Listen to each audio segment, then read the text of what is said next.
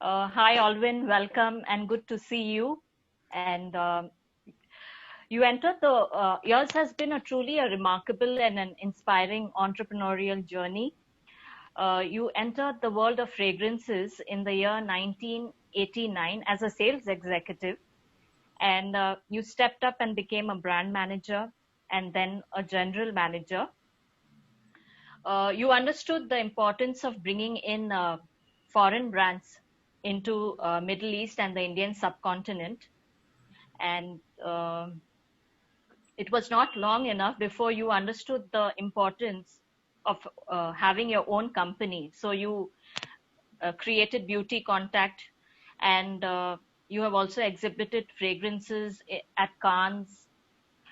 You've rubbed shoulders with top celebrities like Kim Kardashian, Paris Hilton, MS Dhoni. So it has been a truly inspiring journey. So, what motivated you to enter the world of fragrances? Nothing. First of all, hi Diana. Thank you for this interview. Appreciate your time. Yeah. Um, Nothing inspired me or motivated me to get into perfumes, to be honest. I came to Dubai in 1985, just after finishing college, and my dad was very keen that I leave Bangalore because I was probably mixing around with the wrong company and doing nothing much with me.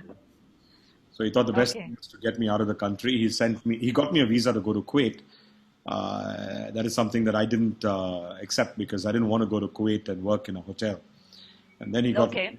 through a friend of ours who actually came from Dubai to study in Bangalore, who lived with us. He did his medicine, and since then he stayed back in Bangalore, and he's still in Bangalore. He speaks Kannada, by the way, being an Iranian from Dubai. He speaks Kannada very well. And Okay. he got me a visa and sent me to Dubai in 1985. So 85 to 88, I worked, unfortunately, in a shop as a Okay. salesman selling hosiery items. I worked in the warehouse. I worked in the office doing secretarial work. And 3 years later, decided it was time to move on because I'm a person who can't stay put if I don't see growth. I was Okay. determined to make something out of my life. And I asked the boss, I said, listen, I said, 3 years, no increment. I'd like to go and find a job somewhere else. He said, if you get a job, well and good. If you don't, come back. I stayed Okay. in Dubai for 9 months jobless. And Okay. towards the end of the eighth month, I happened to go say hi to a friend of mine at the Altair group. She was working for the director of Altair Motors. And she sent me for an interview and asked me, what are you doing? I said, nothing, I'm looking for a job. She said, listen, we have a perfume company. Why don't you go and meet these people? She put me on to her friend who was a secretary to the general manager. Uh, Okay. I went to meet her. She got me the interview. And the GM sat and just asked me questions. He asked me, do you know about perfumes? I said, no. Do you know Abu Dhabi? I said, no. Do you know how to go to Sharjah? I said, no. He said, do you have a driver's license? No. He said, so how would you become a salesman? I said, give me a chance and I'll prove myself. And he said, okay. He said, can you speak about yourself from the time you were young till your Dubai days? And that was when I jumped in because that one thing God has given me, I guess, is the gift of the gab, as they say. And that helped me because I didn't stop talking for 45 minutes. And after I left, he calls this girl and says, that Stephen boy you sent to me. And she's like, what happened? She panicked. He said, no, I liked him. I'm going to take him. Next Wow. day I got a call. I was offered a job 3 times the salary of what I was getting. That was Wow. major shock to me. And I was appointed as a sales executive with a business card that was so nice. My name on it, sales executive, Altair Group. Wow. It was like, wow, exactly wow. I worked as a sales executive. The first year I did pretty well that they promoted me as a brand manager from the second year onwards. So it was just Okay. by fluke I got into perfumes. And that fluke has lasted the 35-year journey, actually. Sorry, 31 years journey. Still in perfumes. Um, of course, after 7 years of working with them, I saw no growth and I was not going anywhere more than a brand manager. So I decided to move on again. I said, now starts a new journey. And that's when I was offered a job with Rivoli Perfumes. It's a very big group here. They're predominantly in watches. They Okay. had a perfume division, and I took over the position of general manager at a very young age of Rivoli. For 3 years, I was a GM with them. And from there, of course, that was the time when I migrated to Canada, but it didn't work, so I came back. Not it didn't work. I wanted to stay and run the company because I took a new position. So I stayed with Rivoli for 3 years. In 1999, I made a proposal to one of the largest retail chains, luxury chains called Paris Gallery. I made a proposal to start a distribution company for them, which they loved. So I set up that company for them. Till 2002, I ran the company. 2002, January, I thought it was time for me to go on my own. I took a risk. I jumped into my own business and started Beauty Contact. Okay. That's how it started. Okay, fine. So, what made you choose UAE for your business venture and your business endeavors? What made you choose UAE or Dubai? As I said in '85, I didn't choose Dubai. My father chose it for me. Thanks to him, I came here the first 6 months. I didn't want to stay here because I was missing my friends more than my family, actually, because it was all about friends. And I wanted to go back to those friends. But thank God I didn't do that. If I had to leave in the first 6 months, I don't know what I would have been or where I would have been. Probably 6 feet under. I don't know. Thanks to my father's determination, and after that, my determination, I stayed put. And I swore I'd never go back after that. So even when I migrated to Canada in 1998, I was not keen to stay there because I was still, loyal to my company, and I wanted to come back and do my due diligence. I mean, my due, what I was supposed to do for the company, and I promised them that I would do it for them. I had to do it. So I came back and I stayed on. And when I started Beauty Contact, of course, Dubai being the best place, you see, Dubai is a fabulous place to be in. I mean, the best place to live, very safe, very secure, the best airports, the best seaports, very easy to access anything. Proximity-wise, very close to India, just 3 hours. Flight to Bangalore, 3.5 hours. If I want to go to Asia, it's very easy. If I want to go to Europe, it's easy. Even to the Americas, it's easy. Had I gone and stayed in Canada, to come back to Middle East or to India or to Asia would have been very hard. I mean, it's a tiring journey and it's not easy. 15, 16-hour flights, it's not easy. So Dubai, proximity-wise, is fabulous. And then again, with Emirates Airlines and the connections they have, it's just amazing. I mean, I love Emirates. I fly with Emirates all the time. So I thought for me, the best place was, to stay here and run my business. But given a chance, I think for me, I don't need to stay put over here. I can even probably come back to Bangalore and do my business, go to Canada, go anywhere else, because it doesn't involve me actually being here physically. Okay. Yeah, I'm forced to stay at home because of COVID, and I don't need an office. I don't need people. I had 7 staff. I send them back. I close my office in April. I'm working alone, working from home. I'm happy. Okay. So the comfort factor, connectivity, and your dad's choice were one of the main reasons, were the prime reasons, you can say. For sure. You've interacted with, I've seen so many photographs of you with Kim Kardashian, reality stars like Paris Hilton, MS Dhoni.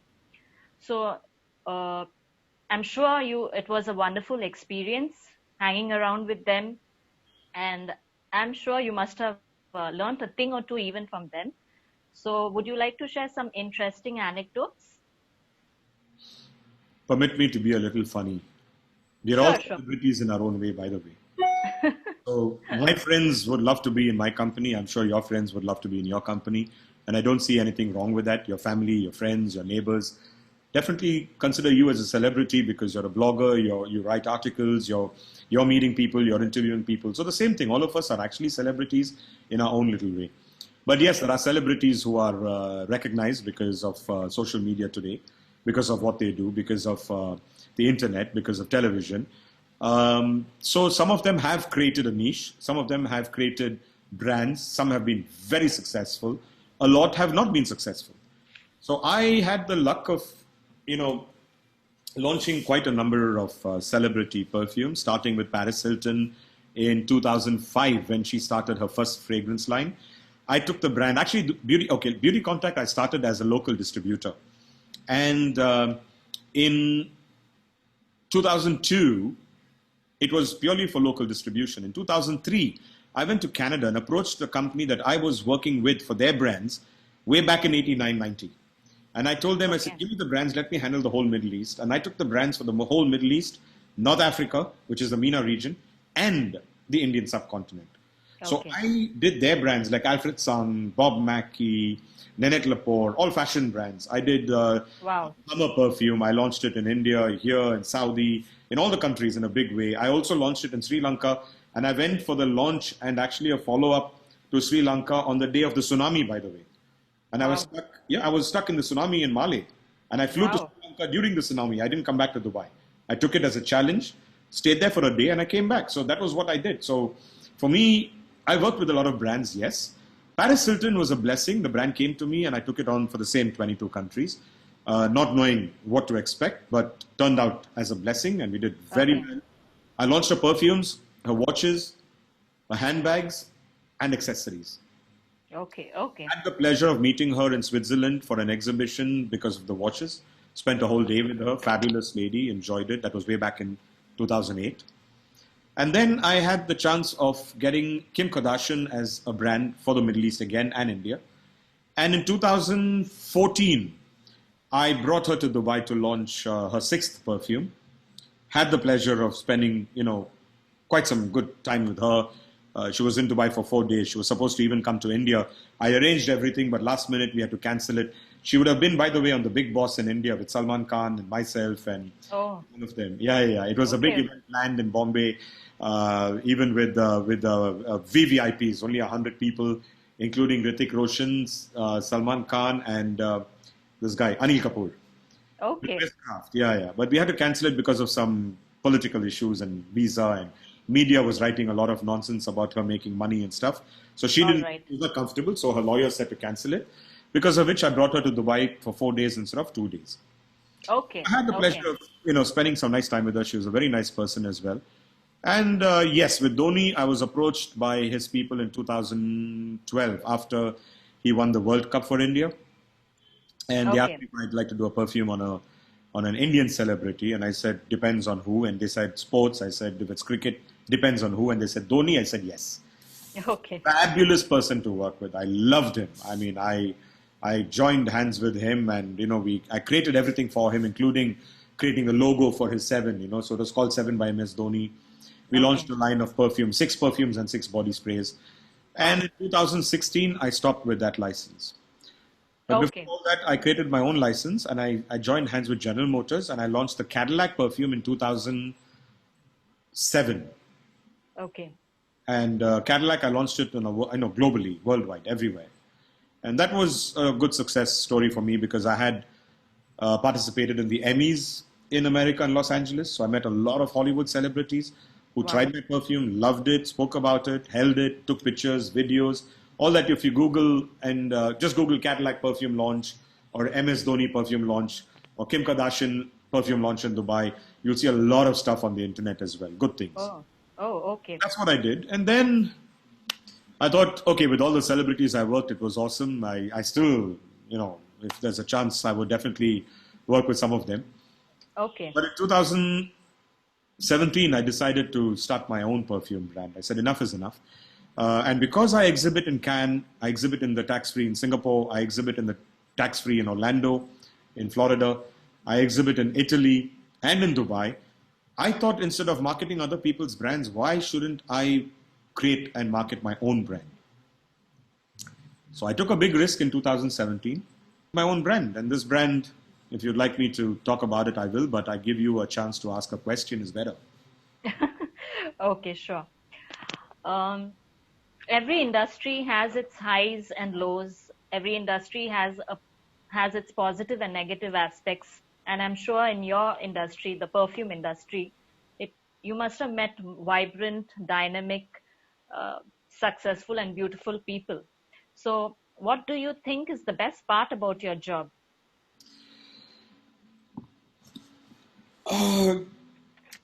See, I'm a person who loves networking. I'm a person who loves to meet people. I love to travel. I travel a lot. I mean, now, yes, almost a year I've stayed put. I haven't traveled, but otherwise, every few days I'm on a plane. I'm at the airport. I have a bag that I throw a few things and keep it permanently in the bag. So even within half an hour's notice, I can just grab the bag and leave. I grab my bag. I'll fly down to, even if it's Bangalore, I'll fly in the morning and fly back in the evening.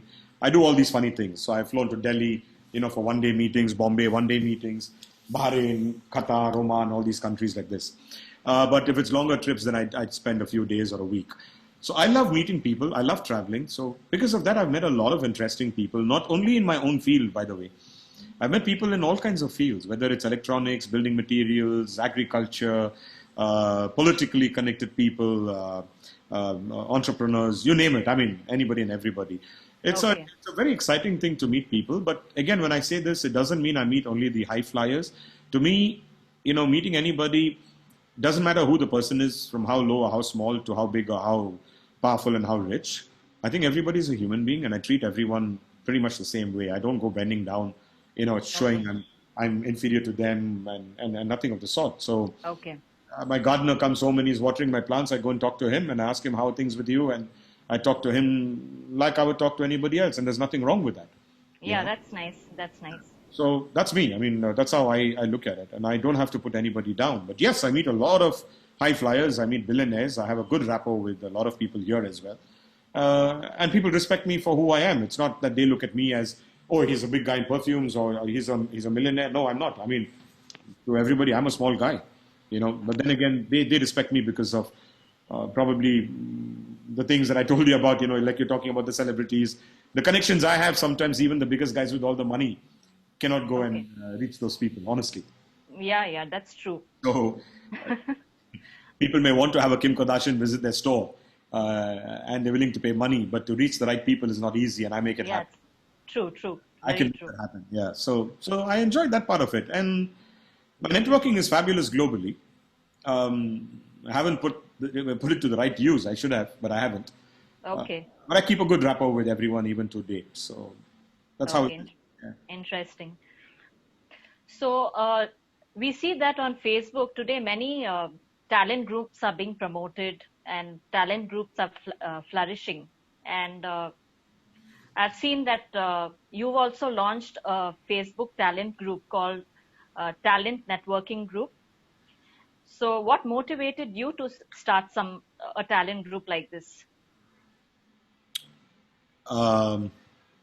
First of all, the group that I started is not a commercial group. Yeah, it's a non-profit, non-self-interest, nothing of the sort. So I was actually, like everybody else, sitting in the house, bored, fed up, typical Netflix, internet, WhatsApp and stuff like that, and wondering what to do.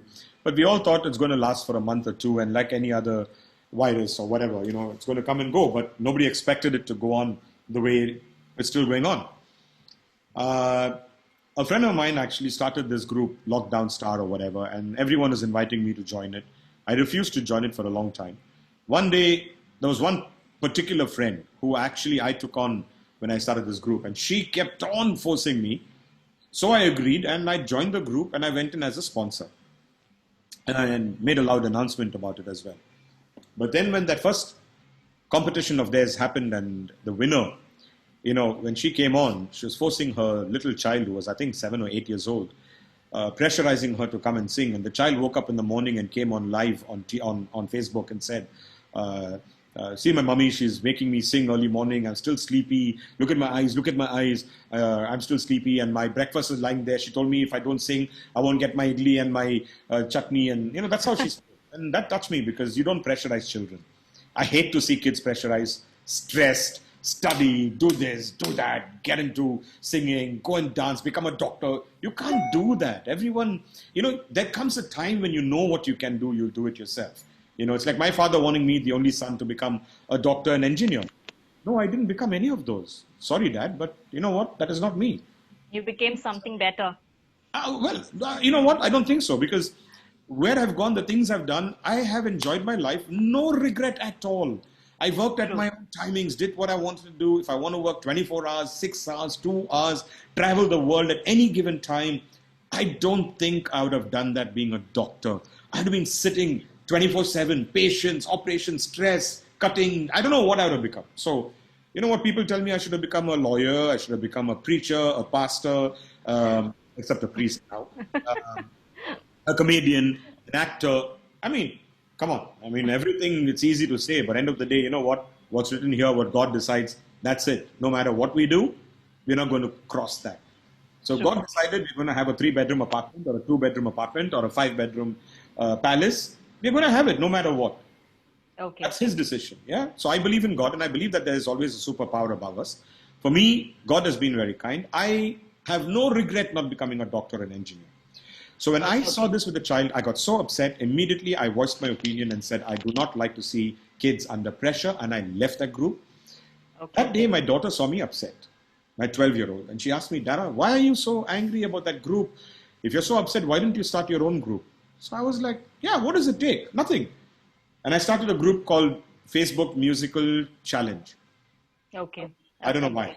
And within the first hour, I had 50 people who joined. And that was a shock, because if you start your own page today and you ask people to join, nobody wants to join you. Everyone's like jealous. Oh, he'll become popular. She'll become popular. Nobody wants to join you unless they see a beautiful face, you know. But when it comes to a guy, you know how it is. So I set it up. And while saying rosary that day, some flash came to me, and it was like, why are you doing the same thing that this guy is doing? Why are you calling it a challenge, musical Facebook challenge? And suddenly this thought came, and I called it the Talent Networking Group. So 15 minutes later, after Rosary, immediately I changed the name, and that group flourished, because what I decided to do was encourage any talent, no matter what. Singing, dancing, cooking, baking, painting, arts, acrobats, gymming, anything and everything is a talent. Talking, like we're doing now, is a talent. Not everybody can talk. Not everybody can do an interview. Not everybody can sit in front of a camera and speak to somebody else. It takes a lot of courage, guts, talent, and everything put together. Okay? True. So I was determined to make people come out of their shell, make people come out of the depression because of COVID, make people come out of all the unhappiness, the uneasiness, and things happening in their homes. People are fighting, you know, they fight with their husband, wife, money's not coming in, no job, you know, bills are to be paid. I thought, why don't I do something and get people to come in and actually showcase a talent, even if it meant cooking a meal for your husband or your wife. There's nothing wrong with it. That's a talent. There are many people like me. I can't cook for nuts, right? But when I started this group, I also learned to cook something. I sat with my daughter. We tried to bake. I tried to cook. I was proud. I put it on saying, hey, my first attempt at this, at that. That's what I did. Okay, so I got a lot of people to come like that. Until today, people look at us as one of the best groups who are so supportive. We motivate, we encourage, we uplift, and we shower love on them. We do not put anybody down, no matter how bad they are. Yeah, we encourage them to, we encourage them. Yeah, that's what I've seen. There's a lot of, you uplift people instead of putting them down, you encourage. And at the end of the day, you feel appreciated, which is very important for anybody. Honestly, we even tell everyone, we don't need any appreciation, we don't need any recognition, we don't want nothing. All we want is, yes, when you pray, pray for us. That's the most important thing. Like, everybody needs prayers. And I've always told them the group is not mine. I started it. They always call me the Godfather. You're this, you're that. I said, no, I'm just like you and everybody else. Okay? But I just set my mind to do something. And that determination of mine is like in my business, the same thing. When I set a goal, set my mind to something, then I keep going after that. I won't let go. So when this happened, we started it. We called it the Talent Networking Group. It flourished. And then we came up with another group called the TNG Live. TNG Live was only for people to come and perform live, because a lot of people love to perform, professionals mostly, love to perform live from the comfort of their home. Everything is digital now. Everything is online. The future is digital, believe me. So people started performing, sitting from their home, either singing, guitars, whatever they were doing, you know. So we said, come on TNG Live and showcase your talents live. They reach the audience, which is good. And the Talent Networking Group is to post any of your pre-recorded talents, no matter what it is. It's a talent that you have done it yourself. Maybe even a particular style of doing your makeup or your hair, doesn't matter. But you know that you can do it differently compared to a lot of other people. Post it, people will see it and like it and ask you how to do it. A lot of people by doing this have actually made it a revenue stream. And one of them, you actually look for his name, you'll see Nigel. His name is Nigel Galway. He's in Coimbatore. I recognized this guy's talent, and I called him the first ever singing, dancing chef. Today, orders, people call him. He actually goes, even at their home or a venue, he does a barbecue, he cooks, he caters, and at the same time he sings for them, and he's getting paid for it, which is fabulous. So like, we have a lot of others also. We have a lot of success stories of people who've got many things coming their way, and that's converted into business. There is a girl from Bangalore, by the way, just to let you know. She does painting on glass. Wow, that's nice. Beautiful stuff. Her name is Sonali. Okay. This girl, she put such a beautiful message once on Facebook. But the first thing she did was to call me. She messaged me and said, Alwyn, I want to talk to you. And I was like, yeah, what's it? She goes, I want to thank you first because you won't believe it. Because of you and TNG, I got my first international order and I got dollars coming and I shipped my order to the Americas. And I was like, wow, what, Sonali? You don't have to thank me. It's your hard work and effort. All I did was give you a platform to come and showcase it. So somebody saw it, wrote to her, asked her if she'll export it. She said yes, and she sent it to the US. And then she writes this beautiful article on Facebook. She puts it up, thanking me and everybody, all the admins and everybody, for the kind of support we gave her. Now that's a blessing. I mean, I'm so happy to see so many cases like this. Honestly, paintings being sold, people doing baking. Somebody is starting now. Another Bangalore person, after doing all this, has got into the Amul live cooking or something, where he got over 150,000 views, more than 150,000 views. You know, and now. Okay. Yeah, he's a profession. He's not a chef by profession. He works as a COO for a very big pharmaceutical company, an American group in Bangalore. And this guy loves cooking. He's based in Bangalore. His wife does baking. They participated on a contest. And now the wife and daughter are starting a small little baking, cooking kind of a setup. Oh, wow. Nice. What are they calling it? Heaven's Bake or something like this. And it's so nice to hear these stories. And I wish them all the best. I want them to become successful. I told them when I come to Bangalore, I'd love to come and eat their food, eat their bakes and whatever. Because that is something that I want to do. I want to motivate people. I want them to become something in life. People who realize that, you know what? A lot of us, I think when we worked, thought that the only thing that we could do was a 9-to-5 job. It's wrong. True. 9 to 5, yes. You go and work. It brings you a fixed income. That doesn't mean when you come home at 5:30 as a wife, or a housewife or whatever, that your work is in the house, you start cooking, cleaning, arranging. No. You know what? You have a talent that probably in 1 hour that you do something at home could make you a lot more revenue. That could become probably a business in future because then you realize the potential. And a simple thing is like my wife baking cakes. Her passion is cakes. You won't believe she's got repeat customers calling her up for the last 5-6 years. The same people calling up for their first child's birth, first year birthday, second year birthday, 5th year, 6th year, they're still ordering from her because the cakes are so good and they love her. Oh, nice. Doing it as a home business, not even as a professional commercial business. Only in the house, in her kitchen, with a normal cooking range and the oven in the cooking range. No other professional equipment. Oh, wow. That's if she nice. can do it, everybody can do it. It's True. Those days of, a 9 to 5 or just a housewife is a housewife. You cannot. Today, women are more powerful than men. Look at all the examples we have in front of us. They're more powerful than men. And I would like to see that happen. Honestly, I mean, to me, women empowerment is something I'm working behind as well. And I would love to support anybody who's doing something for women. This is me. I'll be there. That's good to hear. And speaking of talents, I've recently seen your creative side. So while I was browsing Facebook, I saw that you've written the lyrics of a beautiful song called Why Did You Choose Me? And the song has got some amazing reviews on Facebook. It's got a pretty good response. So I never knew that you write so well. So what are your other areas of interest apart from successfully taking care of your business, your other passions in life? You want the truth? Yes. I don't write songs. I'm not a singer. I'm nothing of the sort. My father bought me a guitar when I was in the 4th standard because I came 3rd. And that guitar was there doing nothing. I learned to play it for some time. I can play a few chords, yes. But singing, really nothing worked for me. But I do sing for fun. Typical. Okay. But thanks to this group. I think you sing well. I heard you. I'm telling you honestly, it's because of Talent Networking Group. They pushed me. The admins and moderators pushed me. They made me sing.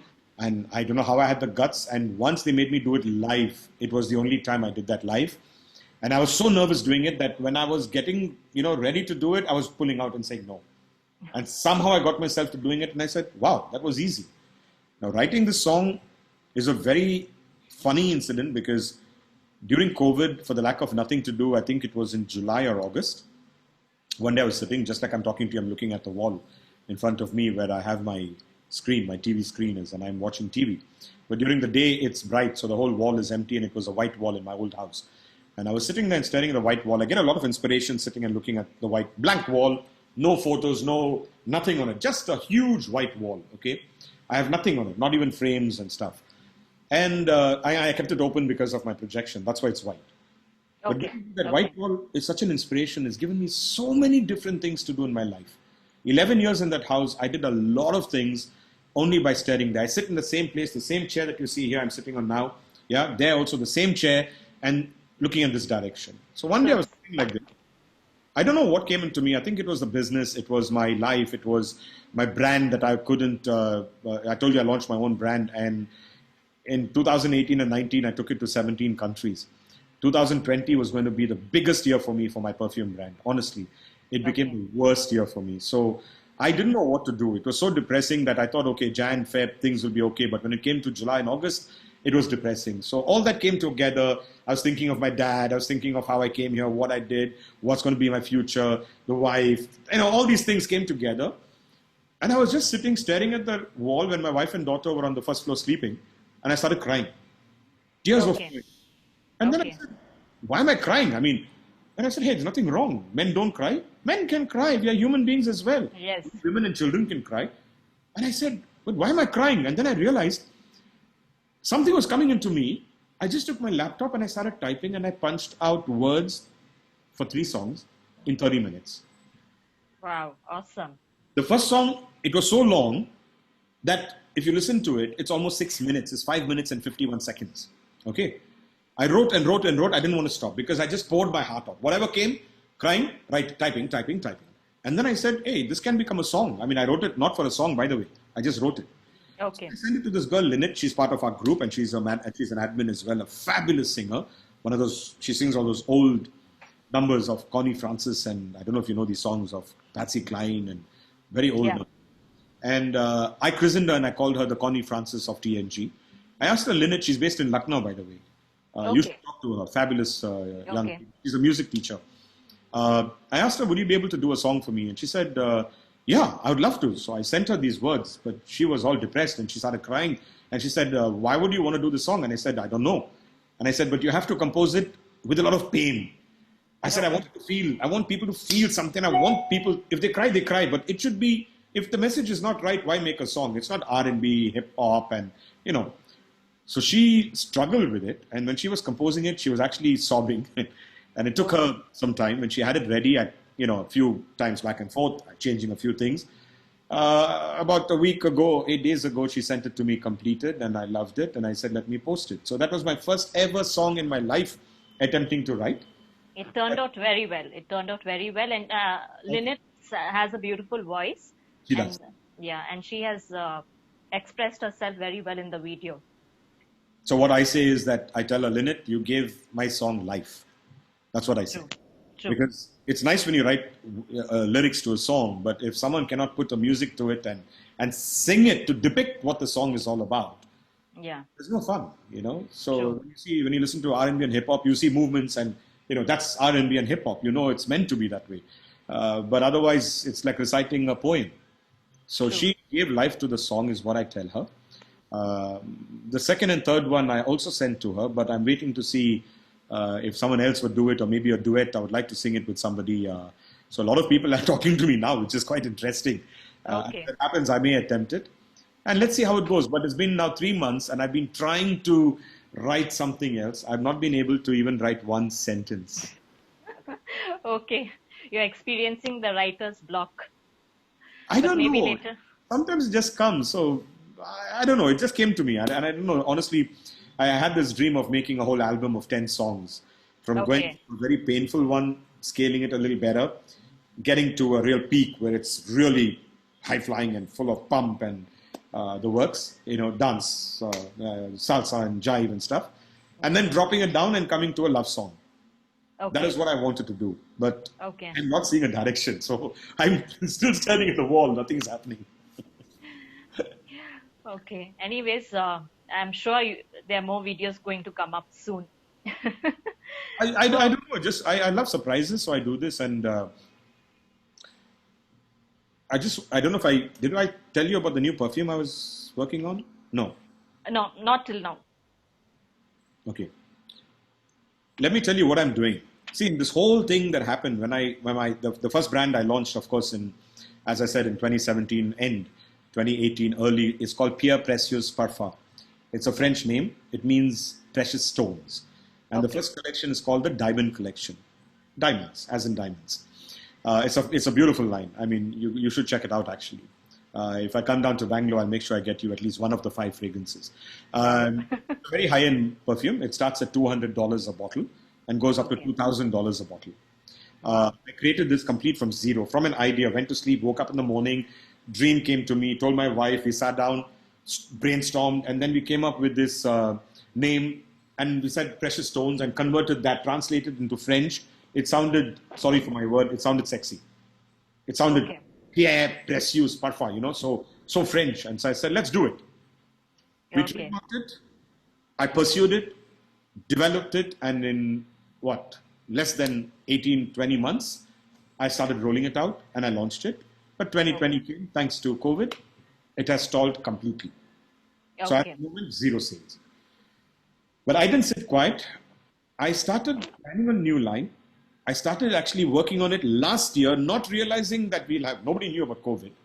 But in February, when I heard about COVID, the Chinese people told me they can't ship anything because of this coronavirus that was coming in their way and stuff, is when I thought of doing a line, and I called it the post-COVID line, which I launched in 2021. Hopefully, by then, I hope COVID goes. So past, I would say past mid-2021, I'm going to launch it. The line is called Alto, Alto, A-L-T-O. In Italian, it means high. And I've got the eagle, because the eagle, if you notice, always flies high no matter what. Except when it finds its prey, it swoops down, picks the prey, and goes back again. So I'm trying to tell people, no matter what happens, it's a story. What happens doesn't matter. Always keep your head held high, because you are who you are. You never bend down to anybody. Doesn't matter who it is, except to God the Almighty. So, by the way, when I say God all the time, I'm not a religious guy. Yeah? I believe in God. I go to church, yes. I'm not anyone thinks that you think I'm a real preacher or something. No, I'm not. So basically what I did was I came with this line and I called it A3. A3 means aspiration, ambition, and achievement. In other words, if you aspire with ambition, you will achieve. And the 3 of us are names. My name is Alwyn, starts with A. My wife's name is Akilia, starts with A. My daughter's name is Anora, starts with A. Very creative. It worked out that way. I've called it the post-COVID line. I'm going to launch it with a book that I have written myself. I have compiled it rather, most of it, but I gave it to a copywriter to do all the proper texting and wording and sorting. She's based in London. She's also done stories for my perfume lines as well. Samantha is her name. She's doing it for me. The book is almost ready. I hope in the next month, by December, I should have the book completed. It's a book on my true story of the time I've spent in the UAE. That's 3.5 decades. Out of the 3.5 decades, I've spent 3 decades in the fragrance industry. And every decade I've gone through a bad time. That means every 10 years, it's very strange and weird. And I don't believe in superstition. Every 10 years, the first 10 years was the Iraq-Kuwait war. The second 10 years was the recession we had, if you remember, 2008, 2009, 2010. Yeah. I came out of it and I started doing bigger things. And the third recession is now with COVID. I'm going to come out doing better and bigger things in 2021. And wish me luck for the next 10 years. Sure, sure. Lots of Indian youngsters, boys and girls, want to start their own business ventures and they want to enter the business line. So as a successful entrepreneur, would you like to share some tips with youngsters? Piece of advice, first of all, to youngsters of today particularly. Everyone, let me just go away from the business side of it if you don't mind. For a minute or two, because I like to advise youngsters, not that I'm one of those typical old men, fathers and grandfathers, but you know what, I've gone through some nasty things in my life wherein I started smoking at a very young age, at 13, 14, started drinking alcohol. My father never knew this, of course. My mother knew a little bit of it. But you know what, when my dad sent me here, actually he did the best thing for me. He sent me here. It changed me completely, because when I came to Dubai, I knew I could afford to buy cigarettes, and a packet of 20 cigarettes costed just 3 dirhams in those days, in 85, 86. And I ended up smoking 40 cigarettes a day, continuously, every single day. And all my friends told me, I would die with a cigarette between my fingers. Okay. Mine. 21 years ago, while I was going to church for Ash Wednesday, I just decided it's time for me to quit smoking. And I just used my head and my willpower and determination, and I stopped smoking within a second. Because had I decided every New Year resolution, I'll reduce, never works. It's here, I decided, put my head to it, and I stopped smoking. It's 21 years to date. I stopped smoking completely. Awesome. It's over 25 years I stopped drinking hard alcohol. I just drink beer and wine for fun, just socializing when friends come over if I go out somewhere.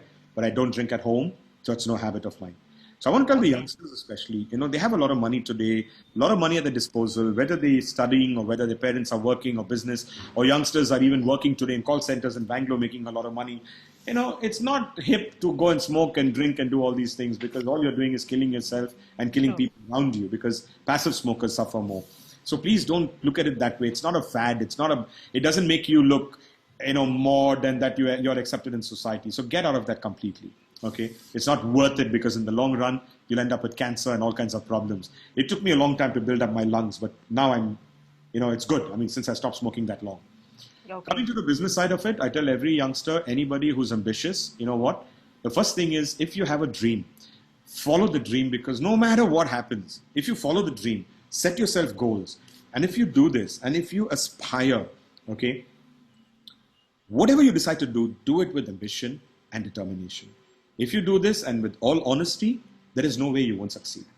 But if you feel that, if you see fire in front of you, obviously you won't jump into that fire, because you're going to burn yourself. Not only is it going to burn you and hurt you and pain you and all that, you may even die because of that, right? Or you'll disfigure yourself completely. So when you know it's fire, you won't jump into fire. Don't jump into fire when fire is there. But if you find sparks that you can put off by stamping it or something like this way, and it's a minor risk, jump into it. What's going to happen? Put it off, and you're going to make something better out of that. So I tell people, if calculated risks are worth taking. But if you're not sure, then don't get into business, because if you're happy, there are people cut out. If everybody starts business, how are we going to get staff? We also need people to work for us, right? True. But you know what? If there are people who are cut out to work and they believe in working to earn that monthly salary, because not all businesses are successful as well.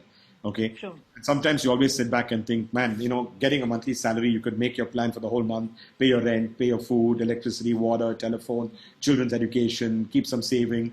So you can plan your month. But in a business, there could be a day you'll make a lot of money, and then probably you lose a lot of money. You could become a billionaire, you could become a pauper. Sure. But it's worth the risk. If you have the zest and you have the willpower, the dream and determination, go for it and make it a success. That's all I say. Okay. So Alwyn, your story tells us that with hard work, determination, willpower, not fearing taking risks, and the never give up attitude, nothing is impossible. Mm. Your story tells us that we can still achieve our goals, and never late. It is never too late to achieve your dreams and goals. So it was wonderful talking and interacting with you, Alwyn, and I wish you all the best for all your future business ventures. Thank you, Dinah. I appreciate your time. Thank you for interviewing me again. I'm nothing too great for you to interview me, so thank you for because it was a pleasure. Nothing. But thank you. I appreciate it. Thank you so much, Alwyn. No problem. Thank you again.